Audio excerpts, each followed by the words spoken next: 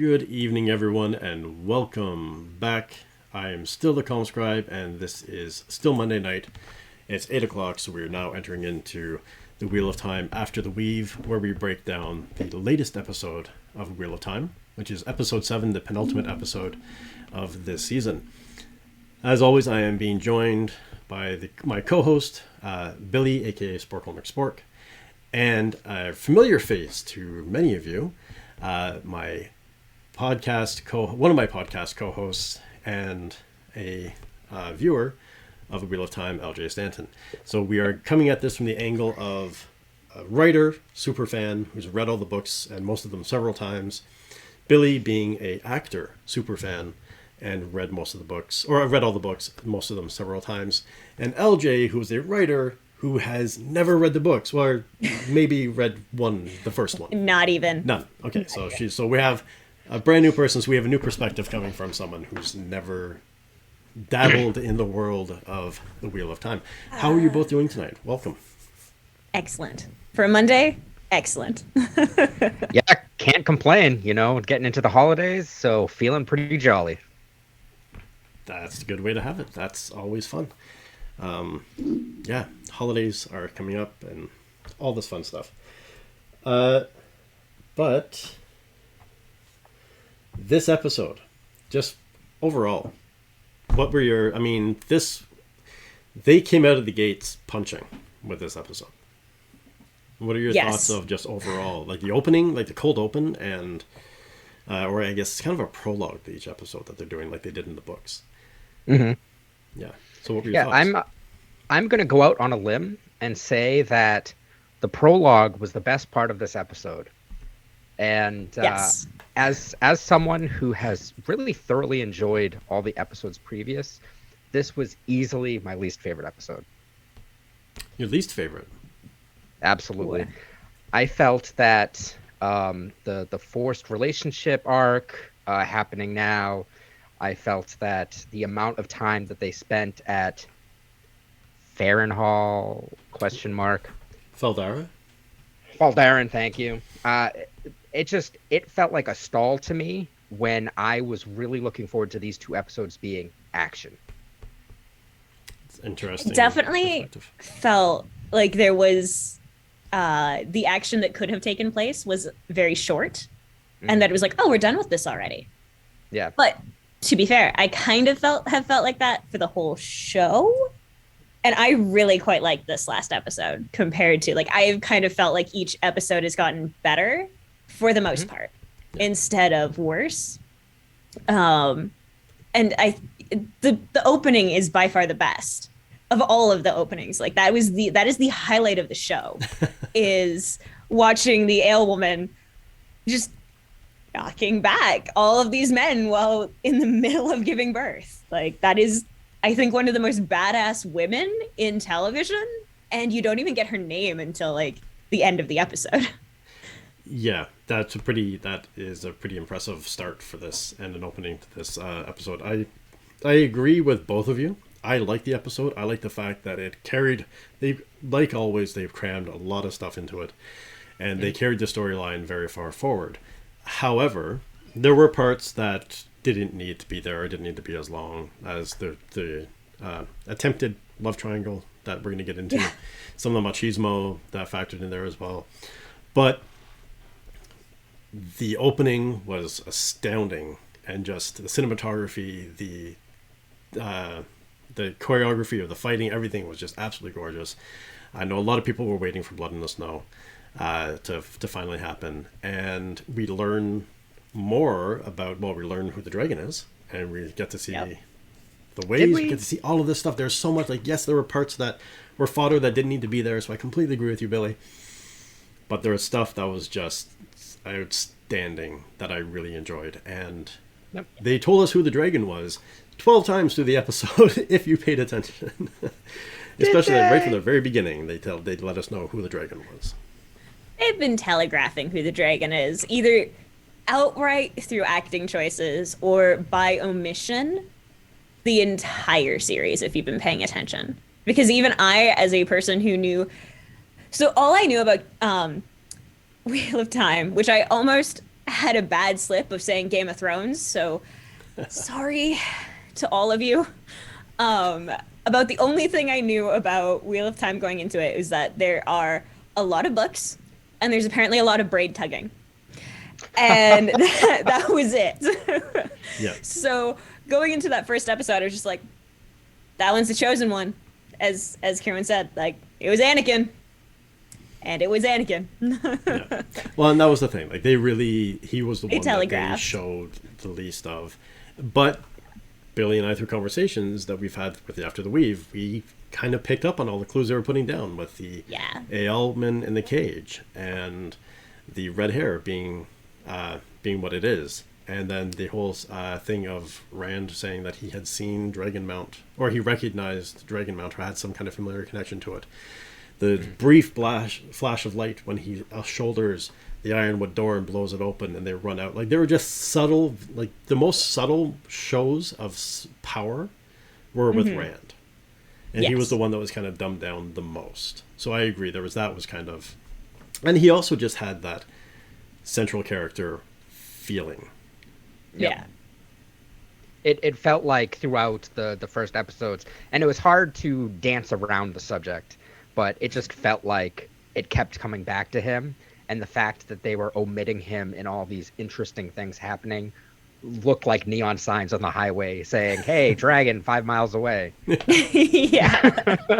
That's it. Now, to be fair, though, I do like the fact that I kind of enjoyed being able to play around with it because I figured what they were going to be doing, and I just loved how, especially the fan base from the books, were just going rabid with the fact that, what do you mean it's a 5-headed dragon? What do you mean it's female? What do you mean it's this? Like, they had to make it interesting. They had to throw things out to throw in curveballs. Yeah. And to be fair, in the books, all 5 of them had to be together. There kind of was a 5-headed dragon. So even though that we still have Rand as the dragon, I think there is still, the other 4 can't be discounted and are a part of the dragon as well. Yeah, it blows my mind that we're in December 2021 and we're still having fan bases go, oh my god, female dragon, Like, I thought that the fact that they could change it was the most interesting thing going into this. I was very excited because maybe they would. Yeah. Maybe something different was going to happen, and I was really excited for that possibility. And things like Nynaeve's like bursts of energy and all the talk about how powerful Egwene was. Man, it could have happened. It could have happened. Yeah, my only concern with that was they didn't have neon signs pointing at Rand. Exactly. But my only concern with that too, though, is from a fan and from a writer's perspective, knowing what happens in the books, and obviously it's changing. It doesn't look like they're making any seismic shifts for the main characters, but it's different. And I have to say that my main concern with that was, if they do make Egwene or Nynaeve the dragon, what happens to their storylines? Like, these aren't small characters. These were these are massive characters that all of a sudden, if you pick one up and pluck one out, like, you can't exactly drop Rand in the middle of the White Tower and have him do well for the storyline, right? You can't switch things out. That seems problematic. I don't think the Red Aja would do well with having suddenly male blue Aes Sedai. Ultimately, I think that's why it couldn't change, but that doesn't mean we couldn't have fun with it while we were going down that road. Yeah. And I think that's where I take the most offense from it, is like, just enjoy the fact that they're doing something. We've been waiting 30 years for this. Exactly. Well, it's one of these things where, like, it didn't take anything away from the story to say it could be any one of you guys. Even if before it could only be one of you 3 guys. Adding in that it could be either Egwene or Nynaeve, like, it doesn't change the end result. And I think it is very interesting as far as just how each of them kind of reacts to the idea of potentially being the dragon. Yeah. Especially given the fact that, you have, like, Nynaeve, who is so powerful, like, frighteningly so, and then she's not the dragon. And that gives you an idea of the scale of magic and the scale that Rand has to work with, basically. That it's like, Nynaeve is already scary, and this is probably nothing compared to what the dragon could potentially be wielding, which is a really good show of contrast when, yeah, all the only times you've seen Rand channel has been to, you know, open the door or to protect Egwene, you know, like these very seemingly small things to go and protect the people he cares about, which is really interesting. And then I just like seeing Egwene getting slapped down perpetually, because I realized in the rewatching this episode that like I actually really I go from either disliking Egwene to absolutely hating her. Yes, As it's the like, oh, yeah, it's the like, oh, you were told you were special growing up and you actually believed it, honey. I have news for you. Like, and it changes how I view her, especially when she gives that speech later on in the episode about like, she looks like she's pretty confident that she's the dragon. So then when she's telling everybody like we should all just go, it's like, if you think you're the dragon, you're just saying it's fine, you're all gonna die, but we're saving our families. And it's like, why don't you just say maybe we should go one at a time? Like, I don't know. If I thought I was the dragon, it wouldn't be like, let's all go with my best friends because you may or may not die. It'd be, let's try and save everyone and not take my best friends to die, aka the Rand route. Yeah. Yeah, but then they can't, you know, entwine arms and sing off to see the wizard as they're going to the eye of the world. Exactly. True. That's it. And you need that moment. We're missing that. You need to have that. But one thing I do want to say, just to put the idea of this change with the dragons to bed, the other thing that I think was brilliant in them doing that is if they didn't put that into the mix of could be female, could be 5 people for this, how much conversation do you think there really would have been around the dragon? How much do you think the super fans from the books would have actually been talking about this and not just forecasting?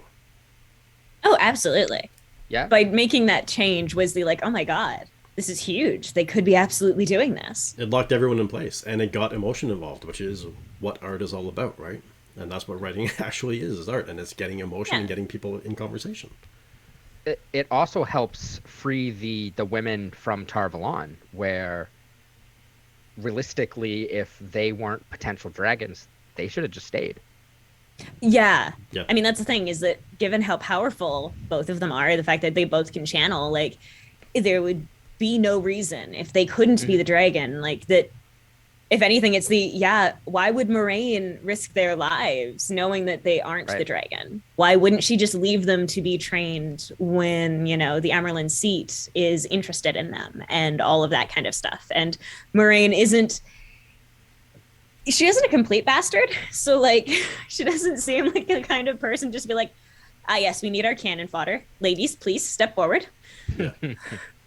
I think she would definitely, if she could protect them. And that's the thing, is Moiraine does what she needs to do to achieve what she needs to achieve. Like, she's been on the same mission, as we found out in this episode, for 20 years. I mean, in other episodes they've discussed it as well, but they really go more in depth into it. Where she's been on this march for 20 years. And that's the thing, where it's at the point now where I think in her mind is, I'm doing what I need to do, and I've been doing it for 20 years, so everyone else better toe the line, be quiet, and just grow up and do what they need to do. Yeah. But speaking of that, they did jump into the ways, and Matt didn't do a last-minute heroic dive through and have his coattails clipped by the closing blackness. He just stood there and stared into space, and as the Green put it, abandoned everybody. But yeah, so we start off the episode with the group in the ways, and that whole journey through the ways, I think, is more along the line of what I anticipated the ways looking like. So I really enjoyed that aspect of it. And I love the fact that one of my favorite characters in the book finally came into play, being Machine Shin. I've always loved Machine Shin, and we finally got to meet them in this episode. I just love that it looks like the Giant's Causeway. Like, I loved having it very similar as far as the hexagonal basalt rock style for everything. Like, I thought that was a really neat little thing to add in for how to make the ways look. Yeah. Because I haven't personally seen that in anything fantasy. So it was a cool little set piece. It really was. And I like the fact that they actually do have Loial discussing what happens and all of the weird and wonderful ways that you can die in the ways. And remember, let's make a list. Well, that's it. And when he says it's a bottomless pit where you fall for eternity, we have to remember the ways exist outside of time and space. Yeah. So when they say bottomless pit, they mean a bottomless pit. Unless, I guess, you land on one of the bridges or islands below you. Or above you. Ouch. Yeah. Yeah, you know. Who says you fall down? Well, that's the thing, because that's part of the ways is as you're walking through, stuff that was above you suddenly is below you and vice versa. And that's why they need the guide stones, which were butchered horribly in this. So, yeah, let's discuss the ways and what happened within the ways. What are your thoughts? So besides the prologue, the ways was, I think, the best part of this episode, just because of the aesthetic of it and the introduction of Moon Shijin and the characterization we get from everyone as they are pummeled by it and have their inner fears kind of brought to light. I just thought it was a really cool set piece. I thought it was really fun and heart pounding. 5 minutes that they were there. I am sad that we didn't get more time in it. Yeah, I'm just disappointed at how quick it went by because I have a feeling we'll see cool. them again. Yeah. I don't know what gives you that thought. Yeah, I really thought it was neat. I was slightly saddened by the fact that it was just like, oh, we're out, but I want more. I want to be in here for longer. I liked that there were red herrings thrown into it, as far as defacing the guiding stone, as far as Lan when he says that they're being followed and whatnot. It's you're thinking that both times have to be the Trolloc that was following them. And I noticed it in the second time I watched it because I missed it. It was one of those blink and you miss it moments where you actually get to see Paden Fane in the ways behind them. And it's an excellent, barely there moment that, again, I missed the first time I watched it. And that was excellent to do no, either Lan was not correct and was thinking of the Trolloc, or he's finally figured out that they're being followed by this person who is definitely not all, what he appears to be. And I'm excited about that. You mean he's not a simple peddler? I peddler maybe, so. Simple no. I think that's one of the things about this episode that really gnawed at me is the fact that throughout all of these episodes, there's been a lot of that blink and you'll miss little nods and hint things. But I feel like all the hints and nods in this episode were kind of important. And I didn't like the fact that in my first watch, I blinked and missed things that I wanted or needed to see and had to rewatch it just to get that and had to find out from you guys to watch for it. I was just like, oh, all right. But that's something we always have in these pre-production meetings is these conversations where it's like, oh, well, did you notice? Well, no, but did you? And watching it for a third time with my wife I'm still picking up on stuff that we all missed. Mm-hmm.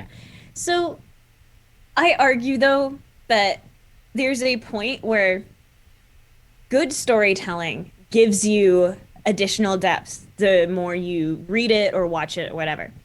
Yep. But, and it's a very large caveat here, I feel like you shouldn't be missing important things that need the rewatching. And I definitely have felt like when I watched this the second time, which was the first time that I've rewatched any of the episodes, I got a lot more out of it after having talked to you guys and knowing what was in the episode already, that I do feel that as someone who hasn't gotten the background of reading the book, that there's a lot that I'm missing that I don't know to look for. And I feel like that is a little bit of a disservice to the overall fantasy viewing community, because it is I would enjoy this so much more if they took the time to, spend that little bit of extra time in the ways or a little extra time throughout the stories so far. And that might just be the fact that Amazon only chose to do this season in 8 episodes, and there's a lot to fill in. So hang on for the ride. But I feel like in some ways they've done themselves a bit of a disservice by how often there's blink and you miss it, how quick some of the cuts are. That there's definitely a bit of a feeling of I want the new and improved version of this, which I get if I rewatch it and have talked with book fans. Well, the thing is, I guess I need to start watching this with book fans. to be fair, I get that point entirely. And I agree that if it's something that, I don't think there's been anything catastrophically important that if you missed would completely derail your viewing. But the books were written very much the same way, where the books are designed to be reread. And if you read them 100 times, you're going to get 100 new facets from it. And the same thing with the show. The show has been specifically designed from appearances to be rewatched over and over again. And you are going to pick up things. Like I picked up the glowing eyes and the mouth in 3 scenes that I didn't even realize the eyes and the mouth were in. Oh, damn. So I think the big thing for me in this isn't it. I understand rewatching it is great. And even in the book, there's these things that you don't pick up on until you rewatch it. But because this is being released episodically, it makes it so that I have to sit on it and just keep rewatching the same one when I want to further the story. What I ideally would have liked to do is watch the entire season, then rewatch the entire season, then rewatch the entire season, not keep watching the same episodes to pick up the things, because that's all I have. Yeah. And part of that is just the privilege of living in a time where we get drops of entire seasons of shows, and yes, I'm spoiled now and want all my TV to be the same way, but it's just frustrating sometimes. And I don't think it detracts from the show as a whole. Yeah. I don't think that this episode is bad. I just think that there have been other ones where I have just felt more confident in what I'm seeing and understanding what I'm seeing. And in this one, I just felt so stalled. Yeah, there were some sketchy choices in this one. And I mean, you can do what we did with the books, where you can go back, rewatch this episode, then start at 1 and go all the way back up and keep bouncing that way. But that's what I've been doing. But the thing with that, though, is if they did the entire episode dump, After the Weave wouldn't exist. We have one 12-hour episode where we just discuss the entire season. I told you it was privilege. Just saying. Yeah. But talking about Paden Fane, that's the thing, is that, and one thing I like about the show is anytime someone disappears or is left behind in dire circumstances, they're dead. And everyone's mind, they're dead. Like, there was an attack, we left, they're dead. But with this thing, we see, like LJ said, there is something about Paden Fane, because we see him in, like, I love the fact that they do this Where's Waldo game with him, and they give you the cue that this Where's Waldo game is happening because there's a whistle, and then you're like, oh, listen, okay, let's pay attention. But they have him in so many different spots. Like, going back for a second, that scene where they're first entering Tar Valon and Matt and Rand are up and the caravan is there, Paden Fane actually appears 3 times in that scene. And that area of when they're in Tar Valon, he appears 3 times. And most people only picked up when he was sitting in the windowsill. But the thing is, when we have with Paden Fane, Nynaeve was right. He was at the Beltane Festival when everything attacked, and somehow managed to eke out. And then we see him at Tar Valon with everything that's happening, and he somehow manages to eke out. And he just keeps kind of appearing in these weird places. And then we see him in Shadar Logoth, and he sneaks out. He gets away from the creeping darkness. And even now with this, we see him in the Ways, and the Trollocs don't seem to bother with him. I don't know if he's got a way that they don't see him or what it is that's going on with him. But also, when he has to leave the Ways to go to Faldara, he has to walk past Machine Shin to get out. And he somehow ekes his way out. So there is definitely something different with this guy. How does he walk out of the Ways? So we have, I think, 3 nicknames for him. It's Mr. Swagger, Arden from Final Fantasy, because again, the Swagger. Interesting. The Okay. Swagger. Well, and again, like he has that obvious magical ability, and just now thinking of it, talking about like, oh, the Trollocs don't seem to bother him and yada yada. So he's Gollum, and he's just following the Fellowship. We've just got him in this except he's not as hideous. So yeah, I love his teeth though. He's got the best smile. yes, He does. He's got about 28 too many teeth in his mouth, but Yes, he well, not quite as many as the eyeless ones. I don't know what they're fade. eyeless I don't- fades are my draws. Okay, yeah. Speaking of triple they've got a names. few too many teeth. Yeah. So he doesn't have quite as many. So he's right in the middle of the not human with his smile and not quite that evil. Yeah. But he is definitely an interesting character. I love the character Baden Fane and like just the peddler and how that happens. And again, just the whole thing of like when Perrin and Nynaeve are walking through and there's this like, oh, like I just saw the peddler. Like, oh, you didn't? He's dead. Here's that two rivers He where all has- this stuff went down. Quite I don't know whether it was intentional or not, but there's quite the military escort that he has while he's walking there, because he's with at least 2 guards Yeah. when he's walking through there. And I don't know whether that's a red herring and misdirection or if that just is a like, I don't know. But it was I don't wrote know, it down to be LJ. like, Yeah. I have questions. That's something we're gonna have to see. But one thing, but speaking of questions, that I do really like is as they're walking down the path, Perrin, who I think had like 5 lines in this entire episode, and a lot of grunts and stern looks, Yeah. has got this thing where he's like, "There's something up ahead," and Yes. it's pitch black, and everyone's like, "How did you do this?" And he's just like, "I don't know," Yeah. you know. And it was a beautiful scene I found with Perrin, where again they just kind of added to this mystery, and they show that. Because now everyone's reunited, and there's still this like, well, Rand doesn't know what's going on with Perrin necessarily. Yeah. He doesn't know about the Golden Eyes. He doesn't know about the The wolves. wolves and all this stuff. So I have a challenge for you now. Since you just said 20% of Perrin's lines, can you name any of the other 5 lines that he did? The only woman I've ever loved is my wife. And 40%. 100%. There's something about needing to apologize as well. Yeah, you need to There's apologize The white for- knighting. Nice. But again, I like that character. I like the big brooding.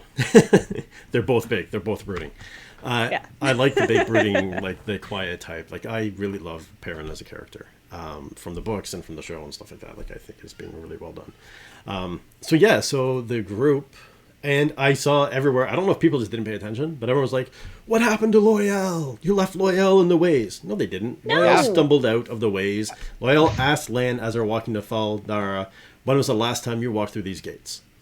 Loyal He's even was in with like them. the castle fortress, like when they go into the throne room, which is a baller throne room, by the way. If I ever got the opportunity to have a throne room, I want that gorgeous, like big window balcony area that what's his name, Lord, I don't know the name, has. Farquaad. Yeah. Yes, Yeah, Lord Coda. Farquaad. Yeah. I want that beautiful window to be able to look out on the world with. So But something maybe a little nicer than the Blight to look out on. That's fair. That's fair. yeah, just- yeah. I mean, okay, I love deserts though, so the fact that it's like mostly out onto a desert, and let's be real, I'm cheering for the Dark One in all of this. So like, the Blight's not a bad thing. Oh, wow. Now the truth comes out. There we go, Chad. Okay, but We had a like for dark friend real, among us. She wants to break the wheel. you see, like it's all my villains. Of course, I'm cheering for the Dark One. That is brilliant. Yeah, so we have someone among us who wants to break the wheel. Always. She's in Dana's court for that. But Yes. speaking of that, so Who they is a do- brilliant character. yeah, I she I was- loved that introduction of Dark Friends. That she was just played that out really beautifully well. done. Yeah. But yeah, and so that's the other thing too.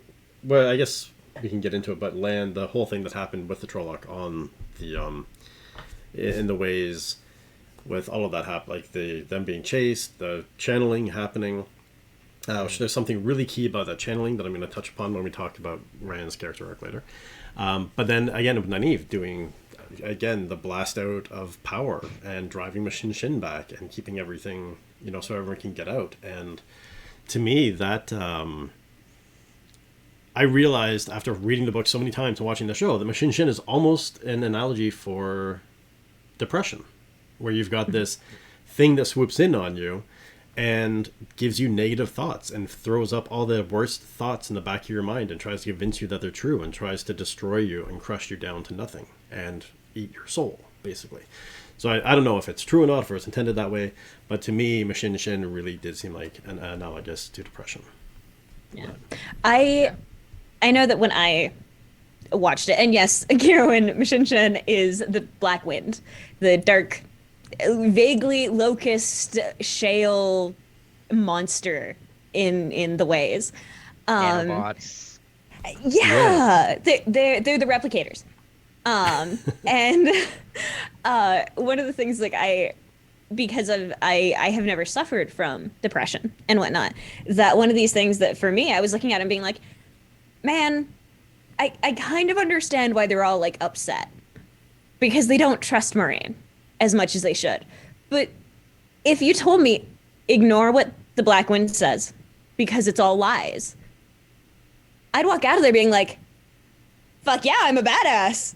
I have everything reaffirmed because, okay, it told me that Egwene is never going to love me as much as I love her.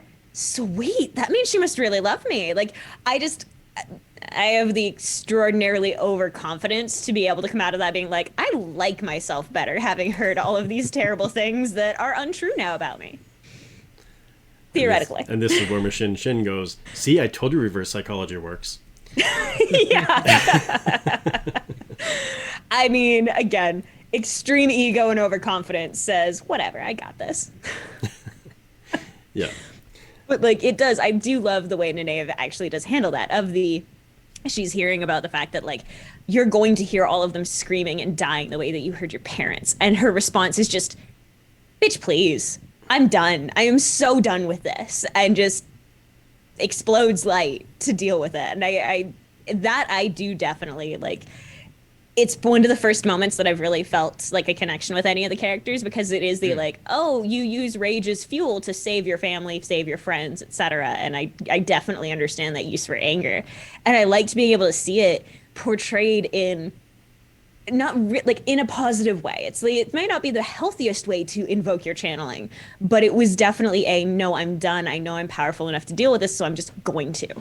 Yeah. And the fact that she was the first one to react was interesting. Now, why do we have two characters not touched by Machine Shin? Or we don't see them touched by Machine Shin. That is, we don't see what was whispered to Egwene, and we don't see what was whispered to Loial. Kierowin, that bothered me so much. I don't know. So, I mean, it could have been a time thing. Assumed... It could have been whatever. I went through, checked, and we don't hear what was said to Egwene, unless that's going to come up later. And Loial, I mean, he's an Ogier. They created the ways. Maybe there's a reason. Maybe he's got some kind of buffer against... I mean, he seemed to be tearing pretty quick with everyone else, so... One of the things that I did think was interesting is, like, watching it and not knowing, like, for certain whether or not the Ogier made the ways. Just watching it from an uninitiated perspective was a case of, like, oh, either they made it or they were the caretakers of it. And either way, it makes the question of okay, well, how did they lose it? How did it become this place? How is it perverted? How did Machine Shin show up to pervert this place? What other things are there? How did the Ogier delve too greedily and too deep? Is that what happened? Welcome to the questions that have never been answered. Okay. Those things aren't even answered. Well, I'm going to go with it. There's a Balrog somewhere then, and we're leaving it at that. But they do, if you go into the extras, into the X-ray, they do mention how the Ogier created the ways and used them. Okay. Like Loial said, there used to be verdant greens, place of never-ending food, and all this wonderful stuff. And then some things slowly took over. But the other thing that we're missing from the ways, literally, is Mat. And that whole conversation that Moraine and Lan had with this thing of what if he's the dragon? Well, if he is, then I don't want him within 1,000 miles of the Dark One, because he will make the wrong choice. Is that fair? Do you think Matt, knowing what we know of Matt, do you think he would actually choose the Dark One and sacrifice his sisters ultimately? Or like, is that kind of a harsh read on him, because maybe he can't control the darkness within, especially with the dagger from Shadar Logoth? And yeah, just what are your thoughts on that whole thing with Matt being acceptedly left behind? I think they're doing my boy Matt dirty. I feel like his whole reason to be around has been really, really rough in this show. They're really painting him to be real dark and real sketchy, when his character just was kind of bred from being like a funny trickster, a little spritey elf. And instead he is like, maybe murdering children. Yeah, that's a little different. World. Yeah, but I mean, he does make reference to being a well-off horse trader. Yeah. When they're in the bar with Dana, which actually is a throwback to the canon. They really. I'm gonna not. I don't mean this literally, but they really murdered his parents. Their whole story. Yeah. Like, I'm just. Yeah. I'm a little concerned. I understand what they're doing, but I'm concerned, and I'm feeling like people, especially those that aren't familiar with the story, probably don't like Matt. That's the thing. You can drive a character too far off a cliff before trying to save them, and I'm kind of curious to see if that's what they're going to do with this, because I understand the choices they made. I don't agree with all of them. I understand the choices they're making. I understand what they're being set up, and I'm pretty sure I know what his next storyline is going to be. Although, talking about doing Matt dirty, I was kind of surprised at Moiraine sicking the Red Aja on him. Not just like, we need to protect this boy. It's like, no, he needs to be hunted. Does she still think he can channel and that he's dangerous? Like, I think I assume so, because I assume that she's doing if he's not with us, we don't know what he's going to do. He is unpredictable, and he's already made a bad choice. And Moiraine doesn't seem to be the kind of person who really believes in second, third, fourth chances, etc. That when you've made the wrong choice, you've made the wrong choice, and you have to live with the consequences of your actions. And Matt's actions, in this case, equal that he gets the Red Aja sent on him, and that, whatever happens to him, happens to him. And if that means he gets gentled, then that means he gets gentled, and there's a minimization of what kind of a threat he can be. As far as like whether or not I think he would join sides with the Dark One, not knowing anything about the Dark One other than just basically the way that villains are often written, especially when they are the Dark One, Sauron, Morgoth, Emperor Palpatine, etc. There's always a seduction. There's always a seduction. So if I think Matt was ever to end up around the Dark One, it would never be a sacrificing of his sisters. It would be the Aes Sedai have told you wrong, and I will save your family. I will keep you safe. I will save those closest to you if you come and join with me. And I think that there's that weakness to him that could bring him on. I don't think that he would ever be part of the yes, let's destroy the world. Woohoo! Murder my sisters and my parents and etc. Because that just doesn't. He doesn't seem like a bad guy. He just seems like he makes really bad decisions sometimes. And with parents like his in the show, I can't blame him for that, even though I've heard that his parents are very different in the books. Billy still hurts from this. He was my favorite character in the books. Our friends have him as favorites. The first 10 minutes of the show, I was just like, oh no. That was when I saw they did the Abel. I was just like, what? Yeah. Come on. Because he was he was almost the mayor in the books. Like, he had that level of respect and authority. He was a well-respected horse trader that everybody in the village looked up to.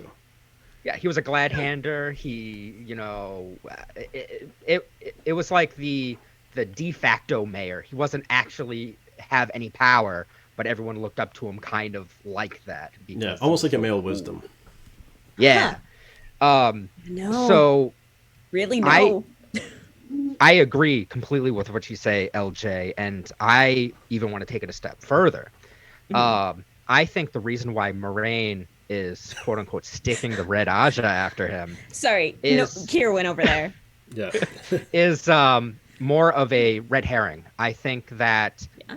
the fact that she was banished is one thing, but the fact that she's banished and then all the people that like all the other sisters were interested in disappeared with her was going to cause problems.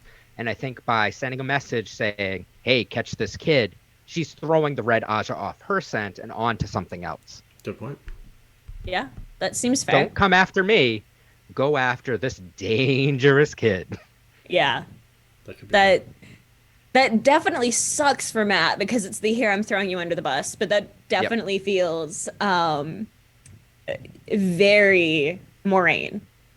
And like I feel like again it's a very believable part of her character because of the fact too that she is so much older than everybody else. You can just see that there's a certain level of I am done with this shit. They like, and especially given like the previous episode when it's the okay, she's not going to get to see the woman she loves unless something terrible happens and she is allowed to recall from her banishment purely by that one caveat in that oath. And that's awful. Yep. And that sucks. And like all of these sacrifices that she's had to make and that none of these kids know. And like you can just kind of see that she is trying to be really patient with them. But she's definitely doing the like if I could drag them all there like as puppets with them just shut up and not doing anything, that would make my life easier and I could deal with that right now. Well, her patience wore out in episode 2. When Yeah. Rand confronts her outside the caves and he's like, "What is this? Why should we go with you? Why should we trust you?" And she's like, "You know what? I don't care. I don't have time. I'm leaving." And she walks Yeah. off. Like obviously she leaves Land behind. I She check did in on love them. that. But that's when she's like, "You know what? Screw it. I've explained it to you. If you're too stupid, Yeah. you're too stupid. Whatever." Let's just say Moraine doesn't have kids and never wants them. I feel her on that keenly because I know that, like, as we said a bit in the pre-show, that it was the okay. I miss that they don't have the level of maturity to be able to have a good, solid bonding moment of this is the last comfortable night we're going to have. Let's bond and be together no matter what. And that it's I'm going to snipe at you about contrived, stupid drama because I'm a teenager, basically. I don't have the maturity to cope with the situation that's happening. And I'm just like, I hate you, children. I like that they did Such that. children. Yeah. Let me tell you, though, they are so much more mature right now. Oh yeah. Oh, God. You would want to Yeah. throw Egwene off a cliff 1,000 times in the first 3 books. Absolutely. By the time, like where Egwene is now is like it takes 3 Yeah, books it literally to is get 3 to. books. She really Yeah. is just this petulant, spoiled brat for the first 3 books that you just despise, and then she starts And- coming into her own. So they've sped up her storyline a fair bit, and all of them. I mean, Okay, thank God. yeah. But I mean, that's the thing. That's part of a character arc, right? Like you have to have Yes. some people that are going to annoy the hell out of you in the beginning, and then you're going to like in the end, or people you're going to like in the beginning, and in the end you're going to be slapped in the face with. Yeah. That's how character arcs and stories work. And so, talking about that, let's go. Before we discuss love, let's just briefly discuss Faldara. They come into Faldara, and I mean, this whole thing this Faldara thing really ties in together. So I guess we have to talk about it all in one, like we did with Machin Shin and the Ways. But we get there, we see that Lan. That's where Lan is from. And he's very well respected. We learn he's Daishan. And we learn there's some kind of family that he has going on there. And then we learn that there's the writers of this television series really love attempted love triangles. Even when they're not necessary. And they don't really add anything. They actively detract from the storyline. But there's just, I found that, again, that scene could be seen as kind of slow, that whole part of Faldara, but it had its reasons, it had its moments, and from a writing perspective, if you truly look at it, it was a lot of character development and a lot of reinforcing of character traits to let you know exactly who people were and how they function with each other. It could have been done better, I think, but you needed that moment because I feel like it was the moment to breathe.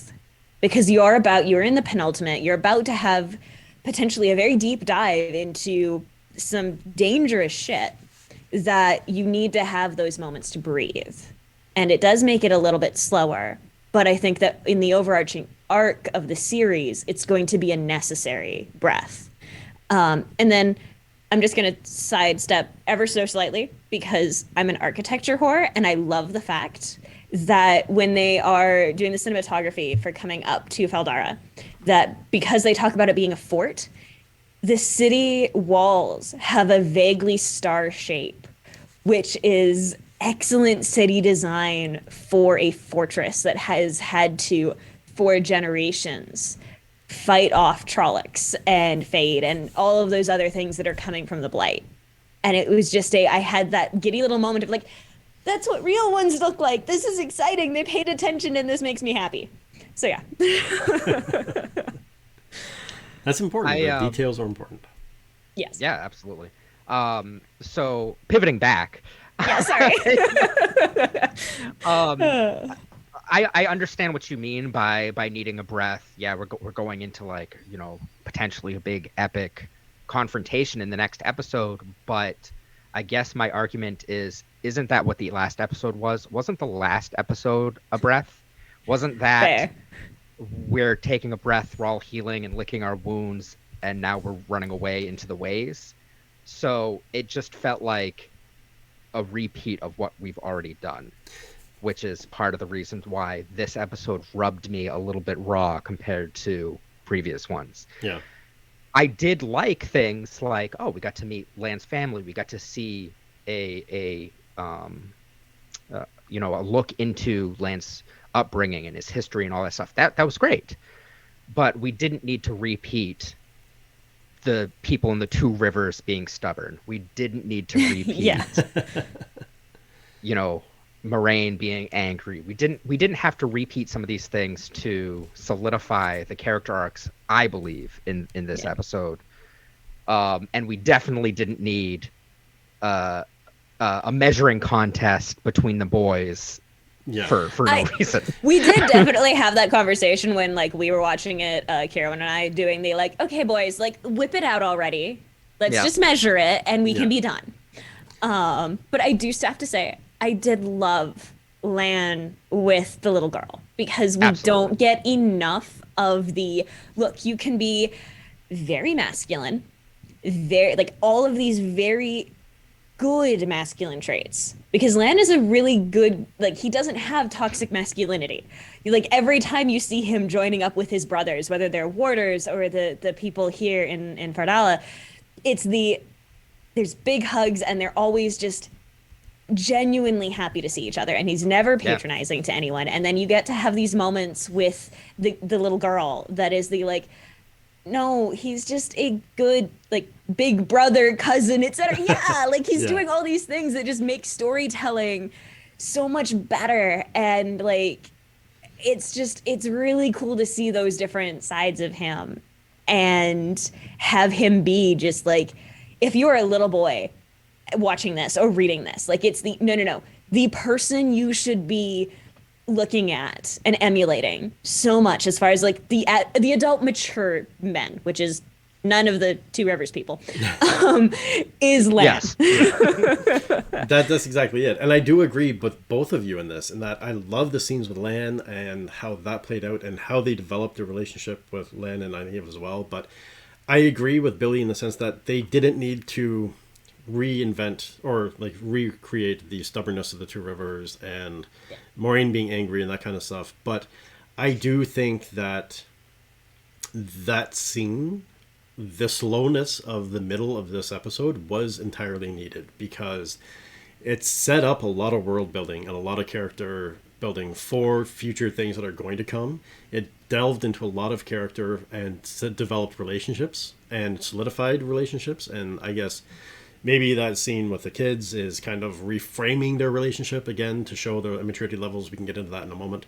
But the other thing with it too is to go from the tenseness of the ways, and then even if they had just a little blip and then back into something tense of them running and then being chased, say, by Trollocs or something, and then going into what coming is next episode, I don't think we're going to have a lot of pauses in the next episode. And I think that would have been too many, like 2 episodes too fast where people would have been strung out by the end of it. I think we needed to have this lull. I just agree with you. That sounds like I said I disagree. I just agree with you in the sense that they could have done the lull differently and they could have built in different story aspects.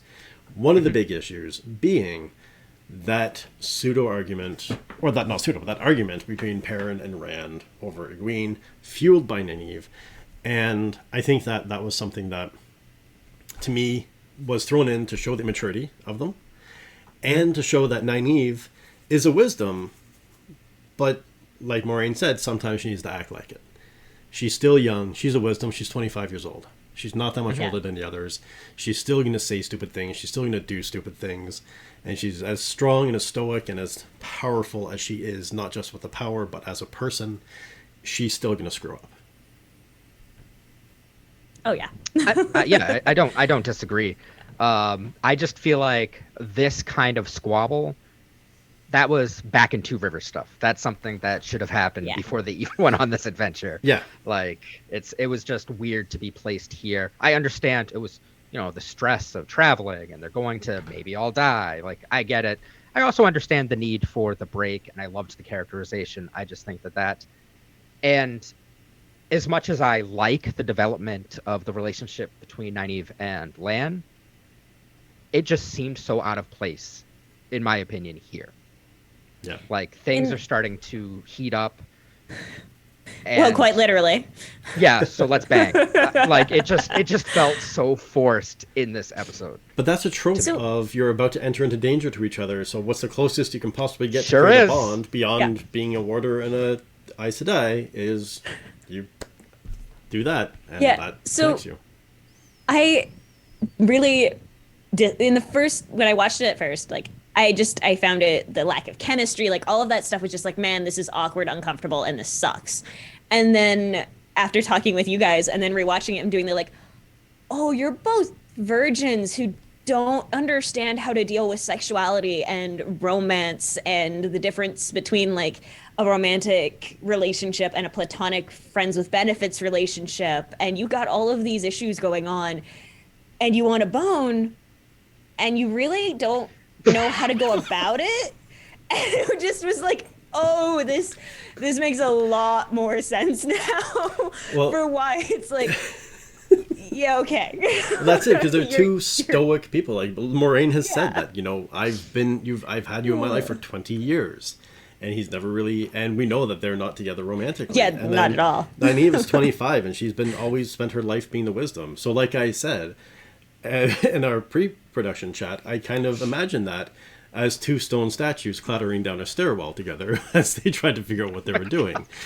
Yeah. Because they're both so stoic and stern just like, they don't have that like, Lan is great with kids, but when it comes to other people, there's just this like thing that is... Oh, do we make this work? Yes. Yeah. I just love that this whole thing has just been, all day this whole thing has just been cracking Billy up. Well, again, theater person. I just like to hear all the ways that we can say doing a naughty. Yes. They had sex. And therefore, rather, like, maybe successfully, maybe less so. Who knows? She did go to leave very quickly, it seemed like. But, Moiraine knows. Well, Moiraine I was saying, like, man, it must have been like nice for her because it's like, oh man, I can get off with like no effort. Or it's very weird. One of the two. Yeah. Well, I'm imagining like, does it actually put you in the mood, or is it just something that happens and you have no control over? Because I can imagine it being either great or terrible. I mean, it depends on how you're sitting there brushing your teeth and then like, oh god. Yeah. Whoa. Yeah, there you go. Exactly. That's it. You're like, That's wait, it. wait. Yeah, but I mean, I do like the fact that they carried that relationship further. And speaking of those Yeah. relationships, I do want to go back to the kids and the night before they left. But Yeah. speaking of that relationship, we do really see Moraine with this 20-year bond. Again, she is questioning the bond. She is, in my way, she has got half a foot halfway out the door on this bond with Yeah. Lan, being like, you know what? And especially the fact that she blocks him and runs off, which is probably not going to end well for her, as far as that can go with a warder and a Aes Sedai. But I think that's the thing, though, is that she is just kind of like, you know, I don't know about this. And she gives him permission of when he goes to leave. She's like, you know, I like her. Who? The wisdom. And so it kind of, I think, gave Lan, I don't know if Lan would have done what he did with inviting Nynaeve into dinner and all the stuff that led up to their boots rattling around together. If it was not, if it was, So, do you think they were boots on or boots off? well, I mean, if Oh, they're knocking, 100% then, you boots know, on. yeah, Yeah. you have to be ready to run at any time, right? Yeah. But I think that's something that, had Moraine not said that, I don't know that he would have done what he did. Brought the relationship even to the next level of inviting Moraine in, or Nynaeve in for dinner. What? Threesome. I mean, Moraine was involved all the way through, Yeah. anyways. So. But as Carolyn said, like it is, you know, Lan's worst nightmare of the Moraine just is the, no, I'm cutting off the bond, I'm masking this, and I'm leaving. And you know that she's doing it to protect him. Like her heart is in the right place. She is doing I signed on for this quest. I chose all of this. You are my warder. You're doing this out of obligation. I'm going to die. Yeah. I am going to save you. And again, with like Rand coming to her and doing I am the dragon, and whatever conversations happened between then and them leaving, like that was a good, we can just leave. We don't have to have anyone else get hurt, which was this is a really good idea on the conceptual level, but you know that they're all going to be like, okay, we have to catch up. This is not going to be like, oh, okay, cool, they're fine. But We'll hang out. Conceptually, it takes like 8 sisters to gentle Logain or one male channeler. And one sister and a brand new, freshly hatched dragon are going to run in the face the Dark One and win. Leroy Jenkins. You need to have, exactly. You need to have people in with you on this and coming in. So, I mean, we see how that works. But that's the thing. And they really did clear up the point that, because we know that that Lan is a king. And I like that, the king without a kingdom, the boy without a family, in the sense that, you know, he is a king, but he is still this hurt child, and he does have this boy-like tendency of, like, he doesn't belong, and now he does with Moraine. And, again, with the awkwardness between them, where she's don't like... call your lover a boy after. Yeah, what a thing to say after some sexy time. Yeah. Yeah. I think you can take a look at it, though, and be like, well, I see what you mean. Like, she's trying to bookend him, which is kind of hard to do with a warder. Anyways. Yeah. But I think... Man without a family. There we go. Poor choice of words, dear. Like, She's 25. Yeah. Do better. But I think that's... that we do have this new frame perspective where it's like, you know, we have Lan in this spot where she's like, I've taken everything from you, and he of course says, no, you are my everything. And and then we've learned that we know that she's been doing this for 20 years. She's been on this hunt, and since her and Siuan saw this vision, and she's been off secretly hunting this for 20 years. She even expressly says, we've been doing this for 20 years. And then when she's having that conversation with the kids, it's the first time where she goes flat out. She's like, you know, there's whoever's not the dragon is going to be caught between 2 insurmountable forces, and you're going to be crushed, and you're going to die. And she lays it bare and leaves them the choice. But then on the same breath, she's got this thing where she's like, that she doesn't mention it, but if you stop and you think, she's going there too. Yeah. So she knows that for the past 20 years that she's been marching herself towards her own death. And I think that's part of the, I don't give a shit, get over yourself and let's go. Yeah. Where that attitude comes from. So I would like to pivot this conversation a little bit. We're discussing how Moraine is almost making this a very noble sacrifice because she's still going with the dragon to face the Dark One, where anyone but the dragon and the Dark One are just going to get crushed. Is that a bad idea? Because when we meet the character Min in the tavern and she's doing her visions, she specifically states that all of the Taveran there are connected and they need to stay connected. Yep. And now she's taking one who we assume is the dragon to face the Dark One and leaving the other ones not connected to him. Sounds like a bad idea to me. Yeah, and the fact that it's a brand new guy that has just learned how, like, that he is the dragon, that he can channel. Like, he has no training, no, like, like any magic system, you can't suddenly wake up one morning and go, I'm magic, fireball. You need to learn the spells. Level 6. To do that. Yeah, you need to build yourself up. So I agree, it's a bad idea. But we do have signs, and that's what I was talking about when we're in the ways. We have signs of how powerful Rand is already. Mm-hmm. For me, the two major signs are the fact that he blows open the door and, like, with such force. And again, with the flashback, we see all of this stuff kind of happening.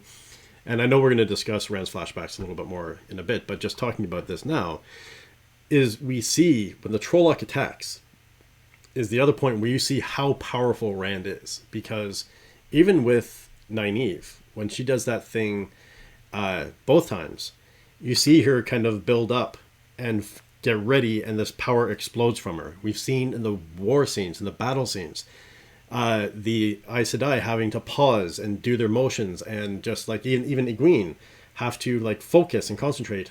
Maybe Egwene's a bad angle, but dedicated sisters that know that they have to take the time to do these weaves. A Trolloc lands and Rand goes, and the Trolloc is taken away. And it was an instinctive, instantaneous use of the power. No pause, no reflection, no nothing. It just burst out of him. And to me, that's a sign of strength, that he doesn't even have to think. He can just wield in a heartbeat. And that's dangerous. Even though Logain had to pause. Right? Yeah. And I think that is, it's definitely a case of like, okay, well, yes, Moiraine, it is, we get the Dark One is rising, that this is happening. Take a day to consider. Even don't show us necessarily the taking a day, but take some time to train him. Take a moment to do okay, this is the dragon. And even, just informing the others. And that is something that I really like in my stories, is that kind of like informed consent kind of deal of yes, you guys are being abandoned, but you can choose to be abandoned. You can choose to support in other ways. A conversation between Moiraine and Lan doing I have to go do this and I'm going to die. I don't think you should come with me. You should stay here in case something goes wrong so that you can help protect the rest of the world, that you can provide, a benefit still, even if everything goes terribly wrong. Yeah. And all of that. And that is one of the things I think that we're going to kind of see as these others have been left behind, that it is a not ideal concept, but that there will be something that is left for them to do, I think, in the next episode. I think that is going to be it's a good thing that there are the three of them there. Yep. I think on top of that, in this episode and partially in the last episode, Rand and Egwene have kind of made up from having a very, very strained relationship for a few episodes, between her deciding she was going to be an Aes Sedai, deciding she was going to be Wisdom, and now Rand's leaving without saying goodbye. Yeah. Like, that's going to hurt. That's not a good thing. And and also just looking at it from the perspective of the hero's journey, and just looking at Rand specifically. Rand has gone through the ordinary world, the upsetting incident, the crossing of the threshold, test allies and enemies, but he hasn't had that mentorship. Yeah. Moiraine is mentoring in the sense that, yes, I'm limping you along to get to this point, but now that he's actually found his new powers and his new abilities, they're going to face a climactic battle And he hasn't had any training or any mentoring or anything to get him Yeah. anywhere near this point at this point in the story. He hasn't even had any sword training yet. I feel like this is an excellent opportunity for a dark friend to show up to help teach him how to manage literally everything, given that Moraine has taught him nothing. And Len has taught him nothing as far as dealing with a sword, and that this seems like the excellent opportunity for that seduction that I was talking about from the dark side to be fair, though, occur they've again only- as that.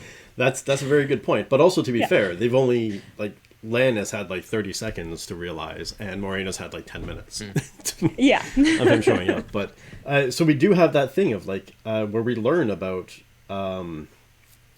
we have. Oh, so we were going to talk back about that thing of, because I know LJ, you were saying earlier that you had an issue with the fact that they have this moment the night before pause, and where they can plan and strategize and pat each other on the back and love you, like be all lovey towards each other, and instead they're ravenously at each other's throats and staring each other down.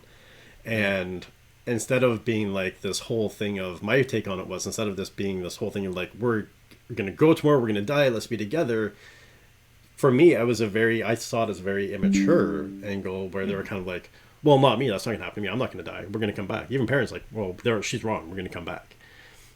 And I think, so for me, it was, they couldn't have that because the immaturity got in the way. That's definitely the most likely angle, I think. I know that it was something that I can't remember if I've said this, but I hated Egwene in that scene. Because she, again, with having that, like, oh, honey, you believe you're special. And you see it time and time again with the, she thinks she's the dragon. You can see that. With the way that, like, even in the tower, it's like, yes, I am the most powerful champ. Oh, God, you're talking about Nynaeve? Oh. And, like, all of those moments, and even, like, in the ways, she didn't do anything to channel when it took effort for her previously, but she thinks that she's the one who channeled, clearly. And, like, all of those moments. That, to me, it was the, like, this is mostly in the rewatching, that I got the perspective of, like, you're talking about this as if you're the dragon, which means you already, like, you're going to survive. You're confident you're going to survive, but you've got possibilities of everyone else is going to die, and you're trying to talk them into this. And it's no, don't talk everyone else into this if you think you're the dragon and you're going to die, or they're going to all die and you're going to be fine. And I think the other thing that I think bothered me a little bit about the scene, and some of it is the maturity, but it felt out of place in so many ways, without like an external corrupting influence. I would have felt fine with it if like the dagger had still been around. And it's kind of like the ring, it's there's all these negative emotions being pulled because of this external force that is tangible. And I mean, who knows, maybe Peyton Fane is fucking around with everybody, because I don't know what magic he can do, but he can clearly do something. But it felt like there was extra tension that there shouldn't be, given that these people have like grown up together. And I get in like arguments with people that I have known my whole life, but it doesn't quite come to things that are this immature. And that's why it bothered me a great deal. Yeah, and I agree with what was said too, like what Billy said, that seems like a battle that should have been had in Two Rivers. That's something that this blowout should have happened beforehand. But again, I think too that well, I'm not a big fan of that scene, and maybe I'm grasping at straws, but I can see angles of why they did it. Like, I think that also helps drive Perrin's character and show the two halves of what's inside Perrin and what he's fighting. And the fact that, because Mushin Shin actually said to him, his dark thought was, you wanted to kill your wife because you were in love with someone else and she was in the way. And now, not that long after, Rand, and maybe that's the dark force that's causing this issue and caused it to blow up, because not that long after, Rand is in his face being like, oh my god, this has been in front of me the whole time, I've been so stupid.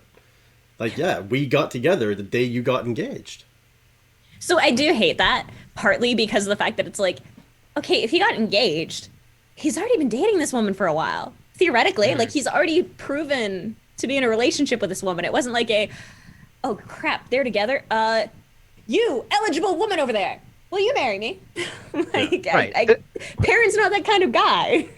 We're not talking about going to the dance where, Yeah. Susie, someone's already going with Susie, so now I have to ask Amy. Yeah. Well, and the other thing too is, I mean, in the books there was kind of a like, Perrin did have a bit of a thing for Egwene, but the other thing too is it didn't, like, in the books he actually states that if he were to get married he would go after Lila, and Lila swings a hammer. Can you picture Egwene sweating by the forge, swinging a hammer Yeah, alongside no. Perrin? Oh, yeah. Okay, just because she's pretty. In my most vivid fanfics. But that's the thing, I think. Like, so they did. I mean, from the very beginning of this series, they've been teasing that whole thing, the love triangle that to be brought to this point, with the Perrin's wife being pissed off that he was at the festival, or at the event celebrating Egwene's return into womanhood, and just how close him and Egwene were in this. There was obvious signs of affection that he had for her. That seemed to rise above the level of friendship a little bit, maybe. But he does have that sense of honor where he was dedicated to his wife and he was dedicated to his friendship. And I don't think he would have crossed that line. Clearly. Yeah. I don't think. And even when, like, They when show that. Aram showed up, he didn't, like, step in and try to defend or shoulder Aram out of the way. He just literally stepped back and went and fixed a wagon wheel. And that's I think, like, one of the important things to show is that, and I think that they did that well, which is why the love triangle thing felt so out of left field, because, like, Perrin had every opportunity because he knew that Egwene and Rand were on the outs. Like, it was very obvious before they all ended up split up that they were having problems, and that it would have been really easy for him to do well, I've lost my wife, you lost your boyfriend, like, let's snuggle up by the fire and do a little bit more than just cuddle. Like, there's a lot that could have happened. And it's Put on a little really, Marvin Gaye. yeah. Like, it's obvious that like none of that happened, though. Like, Yeah. he is, no matter what his feelings are, he is grieving for his wife because, yeah, he put an axe through her stomach. That's traumatizing. It will always be traumatizing. And then, he didn't do anything about Egwene. Like, it was always so taking a step back, because as soon as Rand showed up again, he was just like, again, yeah, you guys are together.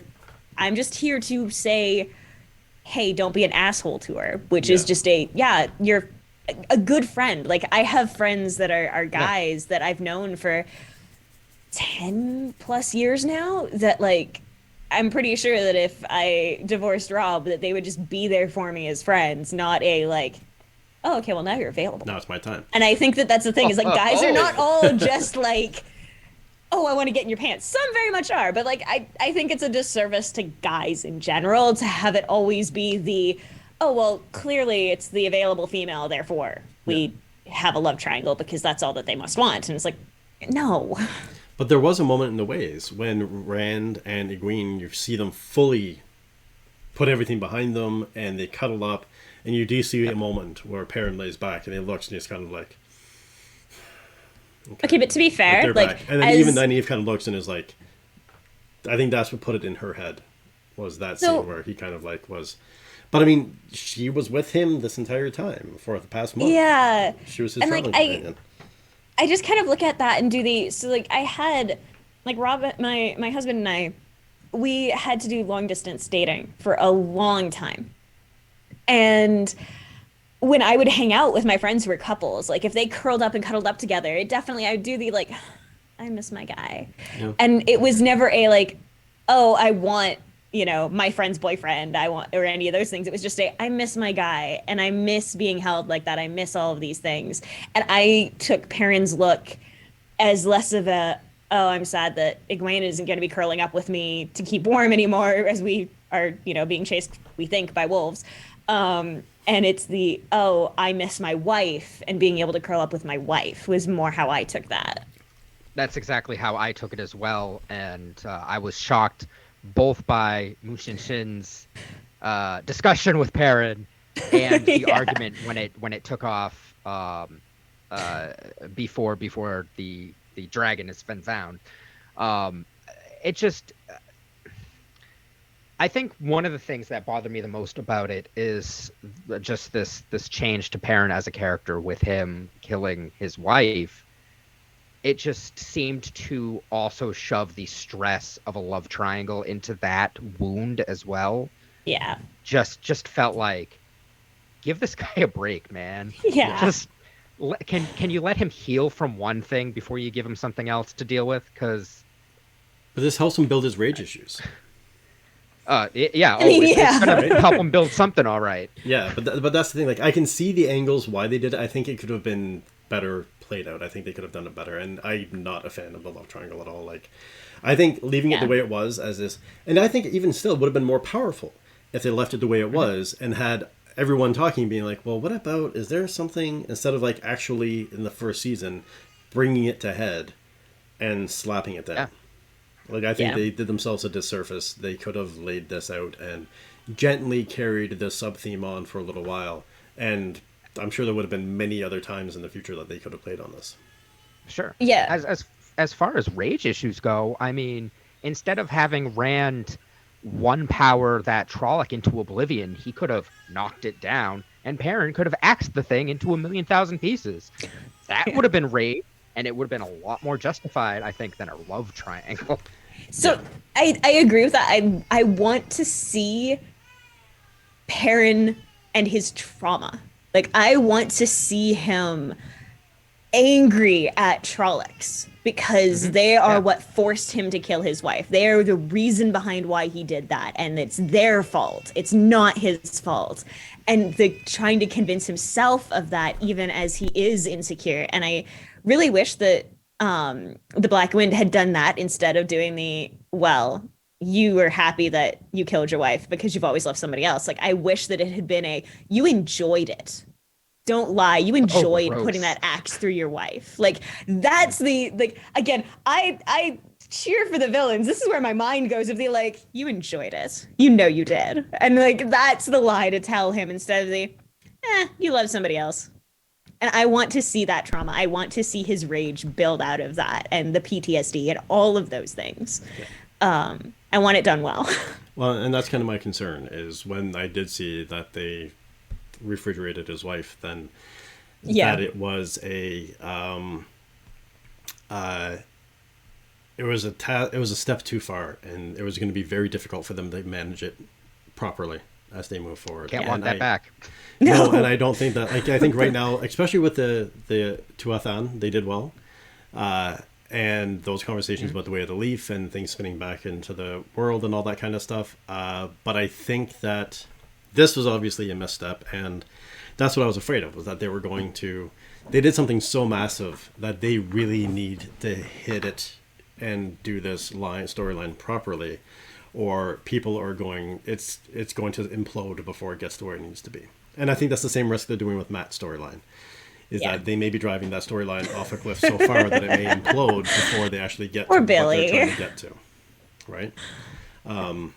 But I mean, again, so we can understand the rationale and the reasonings behind it. And like I said, I love what they're doing with the show. I love the show. I don't agree with everything. Yep. Right? And I am not in love with it yet because of technical issues, for the most part, that keep pulling me out of the story, that I think if the technical issues weren't there, that I could be more immersed and more forgiving of some of these other issues that kind of sprinkle their way in. You know, like I don't know if they're doing the right thing with Matt. I don't really like the way that they handled Perrin. Like, some of these things where it's I don't mind that it's a problem, but when it's you start building on top of I hate the way they're editing it. The music spotting is terrible. Like, a handful of those things pull me out, which admittedly was why it was so refreshing to have the prologue to this episode be perfect. Yeah. Every single beat was perfect. Whoever actually was directing that scene, whoever actually was doing the cutting for that scene, it felt like it was legitimately different people than the rest of the series, because every single beat was perfect and the slow-mo was in the perfect spots. Like, every single beat was excellent. Whereas Yeah, everything else is just like I want a new editor for season 2. I will watch season 2. I'm Yeah. very intrigued to see the complete story arc because I love fantasy and I love the fact that we are getting new, good, high quality fantasy because even the technical aspects I hate, I love the magic. I love how they're doing the channeling, like the weaves, all of that is so cool. And I love that it's going to be paving the way for more, just in the same way that the books did. I Yeah. mean, they brought in a whole new generation of fans in so many ways. They did. But to be fair though, the choreography has always been solid when it comes to the fights. Their fight scene Yes. choreography is on point. From the Yes. battle with Moraine against the Trollocs to the initial attack of the Trollocs, even the White Cloaks versus the Tinkers. The scenes of intense emotion of battles, they seem to nail perfectly. Yeah. And then it's the sub scenes, it's the world building, the character development, the story development where they kind of falter a little bit moving forward. It's really pretty though. It is really pretty. And speaking of really pretty, Min has entered the scene. Oh, good. And we have Min, who is, if you haven't learned by now, pretty badass. Yes. She can see things, she's a seer, and she can see visions, and she has some pretty distinct visions for our friends. Best line though is still the tell me I'm not the dragon. And she just goes, you're not the dragon. And he's doing the like, okay, don't have to spare my feelings. And she's just like, Okay. I don't give a shit about your feelings. Like, tell me I'm not the dragon. You're not the dragon. Like that, just flipping back and forth. It's just like you are so a bartender, and you are excellent. And she downs those shots like they are water. Which, to be fair, but yes, Yeah. Well, that's the thing. yes, She's so good, and I just love the way, again, like all the even her conversation with Moraine. Sorry, I've got this like in my sinuses. I like the feel like I'm gonna tattoos. sneeze. Yeah, the tattoos. The and tattoos that- were an interesting addition. And that conversation with Lorraine where she's like, the brooding one. And it's like, well, the big brooding one. They're both big. They both brood. And it's like just that, like, Yeah. the back and forth was like in every scene that Min was involved in, there was a beautiful rat-tat-tat in the conversation. Yes. The conversation pacing with her was excellent. And there was always really good chemistry with her and everyone else. Like she as just even an actress is really good at that, having that back and forth, being able to build that rapport with whoever she's talking to. Yeah. And it's great. What caught my eye the first time something about this whole scene caught my eye, and the second time I realized, and it was so well done, and she's acting everything out so well, that the most innocuous thing in the entire scene really grabbed my attention and pulled me in, and that was when she was serving their beers. When she walked over to the table with the tray and she set the tray down, she served the beers out. There was just there was this thing where it was like it was catching. They did a really good job of just there was some kind of magnetic quality about Min, from I think the writing, the acting, the character, like the not the staffing choice, but the casting choice. Yeah, staffing. Yeah. I think one of the things about her that made her really intriguing from an actor's perspective is that none of her stuff felt scripted. Yes. Even in the best acted, like, intimate scenes, you have those pauses and that, like, heavily, like, they're saying line 1, they're saying line 2, they're saying line 3. And Min's was so sharp that it felt like she was just ad-libbing every single time, every single scene, and it just felt so natural that you get lost in her words. Yeah. And you Yes. see her visions. Because that is the thing, is there's a weight to how she handles the pause when she's looking out at the four of them, that there's so much weight to her silence and the way that she handles the shot glasses, the way she looks at Moraine, that even when she's not talking, the actress is doing an incredible job with her eyes, with her posture, that everything is just so, it's not an actor playing so-and-so. It is Min, the seer, the bartender, who does not want everyone to know that she is a seer because, god damn it, that's exhausting at best. As Moraine says, the like, I can tell everyone who you are if you don't want to do this for me, which was also like excellent. Yeah. Very Moraine. Yes. Even her thing with Rand when he's like, I think we got off the wrong foot. She's like, you're just some guy in a bar that wants something from me. Yeah. Like, she knows he's the dragon. Yeah. She knows that. And that's the thing is that, and she kind of lied to Moraine because she's like, yeah, I don't know. But then she sits down and she just peels out this whole legend of what she saw. Her very first vision was of Rand and his upbringing.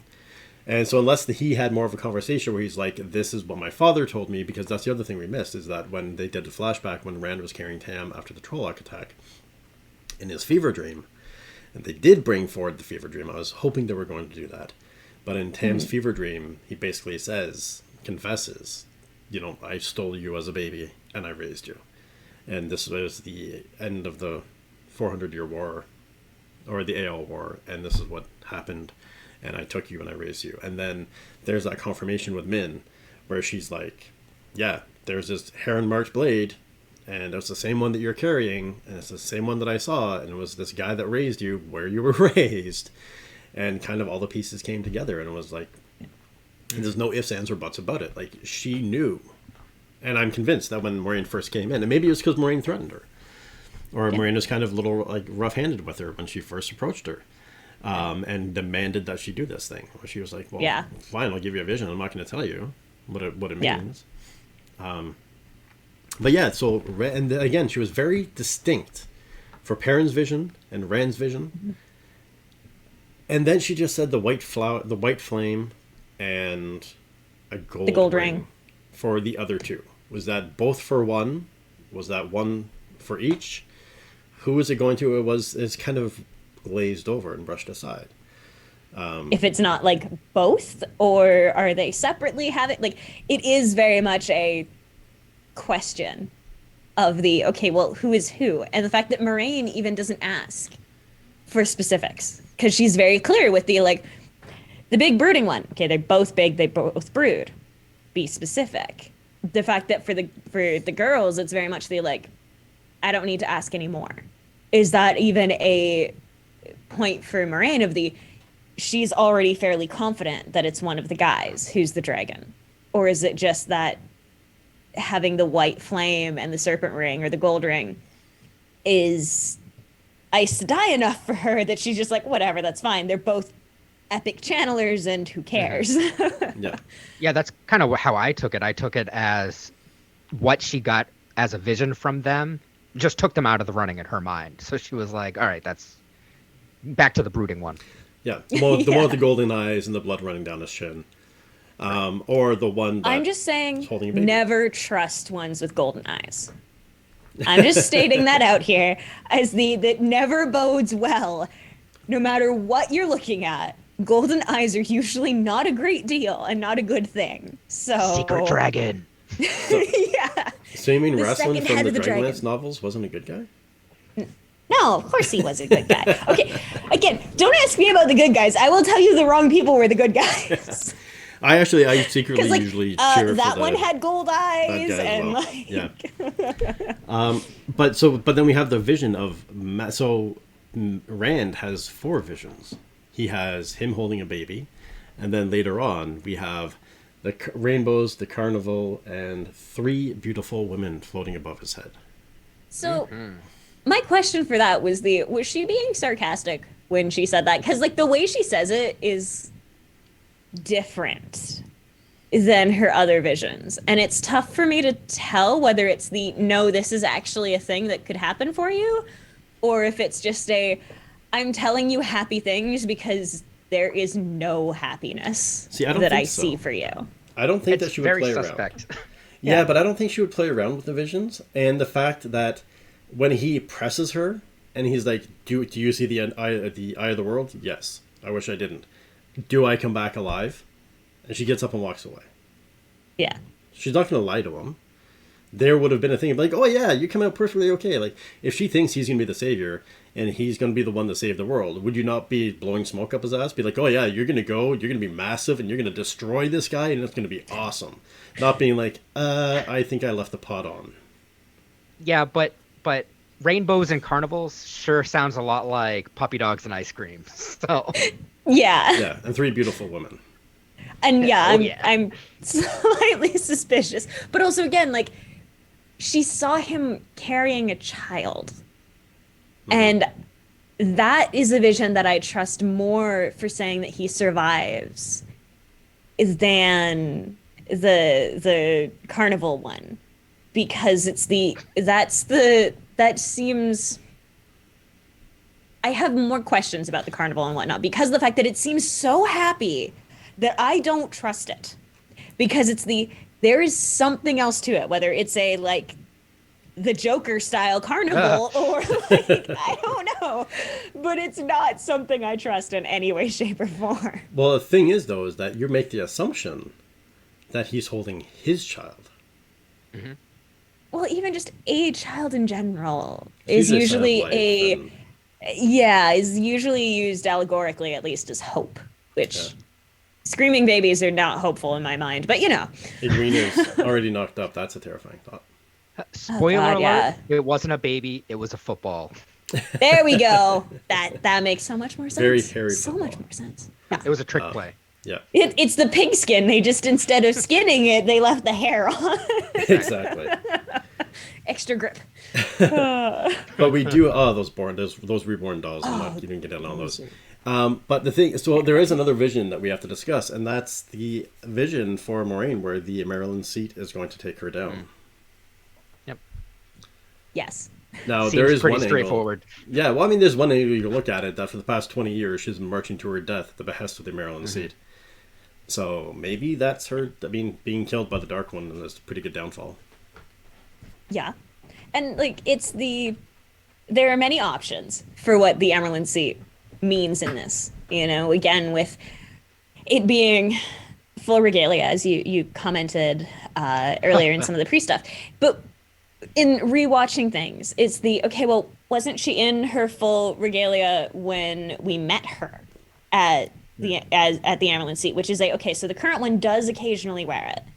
But it's okay, well, it could be the current one. It could be a new one. Because as you said, what's her name? The Red Aja that hates Moraine. Yeah. If she becomes that, then absolutely is going to be Moraine's downfall. Moraine, being unfortunately voted into the seat, or however it's decided, would also end up with her downfall. Because of the fact she is not well liked. She would not be able to hold those kinds of reins of power. She doesn't want it. It would not end well for her. Or if it ends up being, Egwene or Nynaeve or other person yet to be introduced, since there's several thousand named characters or something like that, or several hundred named characters, some we haven't met yet, could be taking the seat. Is that it just kind of felt like yes, politics is not Moraine's strong suit. It will get her killed. Either this long march or something new. It wasn't surprising for me because this is the shit that happens. Yeah, it could be, and So- that's the thing. It could be, definitely. What's your take? Yeah. Doug? I mean, I agree with everything that LJ said. I guess my disagreement is I think politics are exactly what Moraine's strength is. I think that being Blue Aja and being of the spy caste, it makes her exceedingly good at politics. Knowing agree secrets that- doesn't necessarily make you a good politician, though. No, but she seems to be very good at the putting on a face and moving the hands while the mouth is speaking type situation that plays very well in politics, especially while she, has a secret relationship with the Armelin seat. Yeah, and even Underneath just how she everyone's handled the noses. kids in Tarvalon, right? Yeah. Where she her masterful use of manipulating language. Yeah. she does have agree, some- though. Yeah. I agree, though. I don't think she would want the seat, and I don't think that it would be something that she would be welcome to just because of the hatred that she currently has aimed at her. But Yeah. I mean, See, and that's the thing, is that she is a good puppet master in many ways, but at the same time, she is known to be a puppet master. And she has been out of the politics of these women for 20 years. That she might be good at maneuvering for a day or for a week, but prolonged politicking with these women, I think that Leandra, that's her name? Leandrin, Red Ajah? Leandrin would walk circles around her and never get tired, because I think she has a lot more of that charisma required for politics than Moraine does, because of Moraine's stoicism, that she doesn't have what it would take to be the Amyrlin Seat. I think that she is an excellent advisor and behind the scenes puppetry. And I think that's where she thrives. The only thing I could say to counter that would be the fact that Leandrin has tried several machinations to this point, and she's been slapped down each time by Moraine. Every time she's tried to come at Moraine, Moraine has pinned her in place. However, if Moraine doesn't want the seat of power, and if she thinks that she can take control of Leandrin in some sort of way, going completely on a conspiracy theory, this could be a thing of sicking the Red Ajah, more specifically Leandrin, on Mat. Because Leandrin has eyes on the Amyrlin Seat. We know that the Amyrlin Seat is in a tenuous, at best, grasp of power. And if Leandrin shows up, and she's already pulling sisters that are not on the Red Ajah on her side, and she shows up with Mat, that very well could be a thing to put her in play. And I can totally see Leandrin never taking the stole off and always being in full regalia. Like, she's going to sleep in that if she gets it. I mean, yes. True. Yes, that is a woman who is never going to let anyone forget who she is. Absolutely. And and you can see that with the fact that she is, as Nene says, like, she is a snake.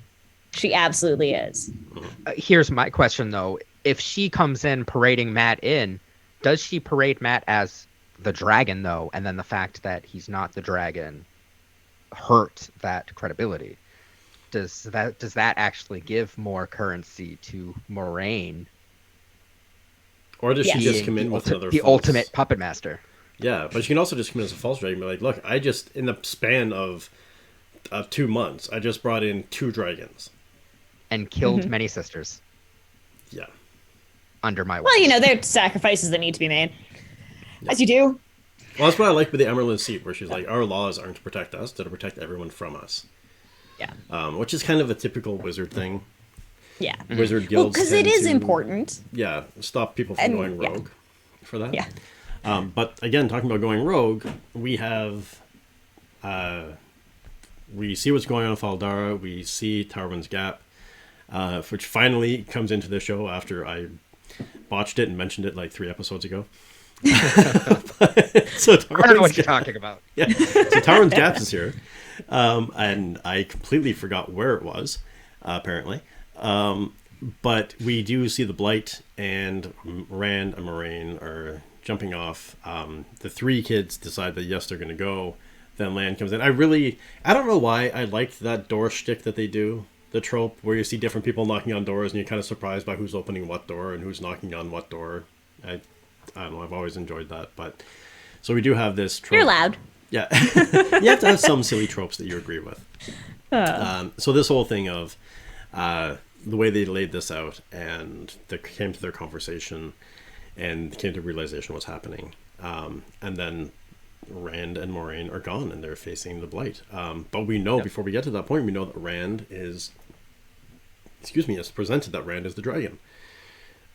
And he kind of flash back to the Heron-marked blade, to the fight against the Trollocs, to blasting the door open, to recognizing the Dragon Mount, the slopes of Dragon Mount, flashing back to his father explaining to him that he was born on the slopes of Dragon Mount, and then Min explaining, you were born on the slopes of Dragon Mount. The blade you're carrying is kind of your proof. And so we kind of get this like solidification, although not solid enough. There's a lot of people that are like, I don't know. But we kind of get the solidification that Rand is the dragon. And they're going to go off on this wild quest. It's more gelatinous than solid, I would say. There's definitely some wiggle room, but there is. We'll find out. They presented it well as that this is what I mean, and that's the thing, is that this show has been masterful with red herrings. And Yeah. I mean, except for Rand, but I mean, all roads point that lead to Rome. I love that Yeah. with Matt. That's not how roads work. All roads lead to Tar-Valon. That's not how roads work. Yeah. But I think that they set a really good argument as to why Rand would be the Dragon Reborn, and it has that increased tension of like, what if he's not? What if Moiraine is walking with a noob into the Blight, and they're going to get smoked on their way? They may not even make it to the Eye of the World. And the Blight, this evil, dark place that is the home of the Dark One, that has all of his little friends that run around and live amongst ash and burned out trees, and trees that apparently eat humans. Or something. Yeah. At minimum, grow around them. You know. Yeah. Kept in place Yeah. by valiant gardeners. Yeah. So I really wish that they had taken 2 seconds when talking about the fact that, because you explained it to me about the fact that the blight, the vines, these trees grow ahead of the Trollocs and the Dark One's army, and like make a place for them to live and to be comfortable before they, as a launching point. And I just really wish that the show had actually discussed they like have Moiraine say, this is the blight that is sent out ahead of the hosts of the Dark One, in the way that we had Gandalf saying to Pippin, like, that cloud is sent ahead by Sauron to shield the sun for his orcs, for his armies. So it would just have that moment of, you get that little bit more, because I said, like, for me, we were joking about the fact that, like, the valiant hedge trimmers, I can't remember the name, I'm sorry, of that place with the really good fortress that's really realistically built that I really Faldara. nerded out about earlier. It's Faldara. Yeah. Yeah. Yeah. Just when in doubt, just make up the name. That's what I do. Yeah. The Faldara. Well, it's like, Benedict Cumberbatch. How it's like whatever. Yeah. It's somebody, you all know who I'm talking about. Yeah. It's like far that place Benjamin with the Pumpkin Patch. Yeah. Exactly. But yeah, well, that's the thing, is that again, this is one of those blink and you miss it moments when Lan and Nynaeve are having this conversation, and he says, Yep. when the blight overtook Melchior, his family was slaughtered and he was smuggled out. So you're expected to understand that there's, either the trees can swing a mighty sword, or there's something going on inside. But yeah, they definitely should have. There is an X-ray feature that does explain this stuff. If you click on X-ray, it'll pull out some of the key scenes, and you can actually read real about the cool. scene and then click on it and watch that scene play out with the new information. But some of this information should have been presented in that, because I know 90% of the people that I know are not going to watch the X-rays. They're not going to go into the extras.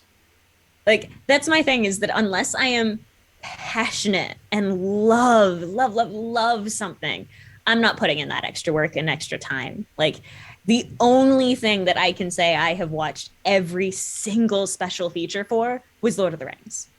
And I have loved other things since then, but I've never wanted to go and be like, I'm going to put in all the extra time to watch everything Star Wars and all the behind the scenes, because that sounds exhausting. And I don't have the time for it. Yeah. But there is a lot of extra. I mean, but to be fair, there's a lot of lore and canon that needs to be crammed into this. And Yes. this episode already was a bit of a sausage. And to have it continue on, just in the fact that it was like just crammed to bursting. And more sex jokes. Oh no, I got it. Sorry. I can't. I can't not. No, it's just a lot of things were crammed to bursting in this episode. Yeah. But that's the thing. I'm just loving Billy's reactions to these.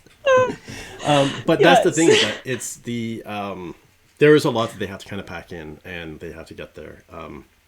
So we do get left off with Rand proclaiming himself. Moiraine, I'm assuming they've had a conversation as part of the homework that you had to do mentally, is a picture of this conversation that Rand and Moiraine had as to, I'm the dragon. Why? Really? What makes you think so? This. Well, who told you? Well, I had a conversation with Min, and my dad told me this. Oh, okay, you're the dragon. Let's go. And And I think there was kind of something like this that they had going on. And now they're facing the Blight. They're about to walk in, and we know they've got about, a 22-hour trip ahead of them, or 24-hour trip ahead of them through the Blight. And the other three, like Matt is nowhere to be seen. Loyal is hanging out doing something. And then the other three, or the other four are kind of waiting for the next As far as call. I'm concerned, Loyal is hanging out in a library somewhere. Almost definitely. Oh, yeah. Like, he's chilling in a library, and I respect him for that. Also, he has the best voice. Oh, yeah. Like, all the times they interrupt him to be like, okay, no, we've got this. I'm just like, no, let him speak. Yeah. Like, if he just narrates the episode for me, I'm cool with that. See, in my mind, that's a good idea. Right? In my mind. Special feature. Okay, that I would watch. Feature. We'll have to look. I would watch him narrating all of it, because he's kind of like John Rhys Davies in that fact. Like, he's got just rich, wonderful voice that is I will happily listen to you read the phone book, sir. Yeah, almost definitely. Yeah. And I think that's, if in my mind, if Machin Shin was whispering in his ears, it would be something along the lines of, your writing is terrible, you don't know how to write, and every book you've read, you've destroyed and you've misunderstood.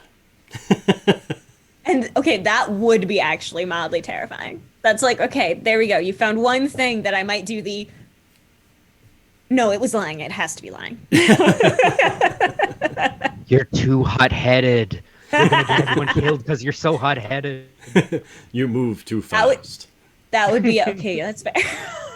I love that scene though. Speaking of Loyal, that pause that he had, where he's like at the very beginning of the episode, where they're like, "We have to leave Matt. We can't leave Matt," and they're going. He's like, "Moraine Sedai is leaving very fast from here." And he's like, "And us Ogier are not known for our speed." I was like, "Were you gonna say something else?" And then you changed your mind, or is that just like a too pregnant of a pause, or what? He reminded me of the sloth from the DMV in Zootopia, of the just like, this is amazing and perfect. Yeah, very much so. It was very good. So overall, I have to say, I think this episode, more than others, did definitely have some issues. They had some flat spots, and they had some great character development, some great, wonderful stuff. I overall do like the episode. I am looking at it from the perspective of what I know of the books is in the back of my mind, and I'm trying to look at this with a fresh set of eyes, understanding that it's a new turning of the wheel. And doing so, that also allows me to look at what are their character arcs, how are they carrying these things forward, how are they changing things. And while I think, I'm not going to say for character arcs that there have been necessary missteps, I think there have been potential missteps that can be rectified if dealt with appropriately. If not, they may be driving characters off of a cliff. I am intrigued to see where the series goes. I think that this is a rough pilot season, personally. But there are many excellent shows that start off with a rough pilot season. Like, if you judge Star Trek The Next Generation by season 1, you are doing it a disservice. And I think that is very likely going to be the thing here, is that this will be the weakest season, I hope. That I am hoping that there will be good, positive changes in the next one, and that they don't step off a cliff with those character arcs. I'm very interested to see where they take season 2 and even just the next episode, and how they balance and manage these things. Yeah, I agree. I'm excited for the next episode. But I mean, we also do have to take into account, just before Billy jumps in, we do also have to take into account that this is all shot during the pandemic. Yeah, but I'm going to argue a little on that, because The Witcher does not have some of these problems, and neither does The Mandalorian, which are two big shows that came out during the pandemic and have had pandemic filming. Good point. And now I'll toss it to the actor. But where were they filmed? Yeah. I don't know offhand. You have different restrictions and to be fair though, organizations. if there was really like strong pandemic restrictions, the kissing scenes would be out. So, because it's really hard to kiss 6 feet apart, socially distanced. Just saying. Like, I'd like to see you try it, but also I'd really not like to see you try it because I think I'd just be uncomfortable. It'll be really messy. It'll Yeah. be real messy. I mean, with the one power, maybe, but we'll see. What are your thoughts, Billy? I mean, I think that I can echo at least some of what LJ says. I overall really enjoyed the season, especially so far. But as someone who has read the series and has been waiting 30 years, like this is a dream come true. They could have given me, Wheel of Time, Seinfeld, and I would have been happy as punch to devour it. Does it have some things that are lacking in production? I won't say the acting because I think the actors have all done a phenomenal job. Yeah. But in presentation, in pace, yeah, absolutely. I think there are some choices that they've made that I find questionable at best. But I do believe that this is the season that we expected it to be. Unfortunately, the first book and a half, it has these problems. Like this is expected. And First book of the series, they're almost always the weakest books, or Yep. there is a weakness to them as the author is finding their foothold in the world they're creating. So it's not a surprise to see these kinds of things. And But- proving to the publishing houses that this is a viable idea. Yeah. Right? And publishing houses, Robert we Jordan know had his own. notoriously will push back. Yeah. And, like, that's why it is Tolkien-esque, is because the publishing house pushed Yes. back and was like, okay, but we need to know this is going to sell. You need to do this, this, and this. And then in book 2, 3, and moving forward, it takes its entirely own voice. And I think we're going to see that in the upcoming seasons. I kind of echo what Billy is saying in that, like, in one sense, I'm really excited to see this, and I'm thrilled. So I've got this excitement that kind of overshadows and can very easily gloss over a lot of stuff. But from a writing perspective, and from looking at it from a fresh perspective, a fresh take on the show or on the series, I still can have that objective, like, okay, no, this is, I don't agree with that, or I don't like. And again, I'm not going to say that I agree with everything they've done, and I do hope it does get better moving forward. But I am for gonna what they had say- to pack in, I think they've done a good job at trying to condense and find something that, like, Matt's storyline and the Green storyline are both so long. They had no choice but to change their characters' beginnings to make them fit into the timeline that they needed. That makes sense. I am just going to say that this is not a case of, like, it's not, if I go to my favorite fandom, this is not the Lord of the Rings movies to the Lord of the Rings book, as far as quality, as far as I'm concerned. But this is not a Hobbit to Hobbit movies, because you cannot pay me to rewatch the Hobbit movies. But you would not need to pay me to rewatch Wheel of Time. This is I have hope for this. It's not what the hell did I just have to sit through? And I think that there is hope. Yeah. A lot of hope for this and the future seasons. Like, it's not the most amazing fantasy show that I have seen, but it has so much potential. Yes, I would agree with that. That there is there is room to grow. And again, like you said, it is the first season. So there is going to be some issues with it. The really big question, LJ, are you going to come help us wrap this next week? Absolutely. Absolutely. And see what your take is for the finale of that. I like having the different perspectives that we have on this, and that does create conversation and be able to dig deeper into what we're having with this, like with the perspective of a writer fan, a writer non-fan, and a non-fan in the sense that you haven't been all the way along. And Yeah. fan. I am a That's this. complete noob to the fandom. Yeah. So I think this has been well done. But I think we've also gone over what we normally do. A little bit. But again, we've added another person, so I was trying to tie this stuff in. And we got into some good conversations on this stuff. Yeah. And it's still not the worst that we've done. No, that's definitely not. No, it's under 2 hours, so that's good. So I think we can probably, is everyone comfortable with wrapping the wheel chat here? Yeah, Yep. I think Yeah. so. So we do have one more episode of After the Weave and one more episode of The Wheel of Time, which is going to be very... I am excited to see what's happening, and I have seen a pre-teaser for what's coming in the next episode. I watched it.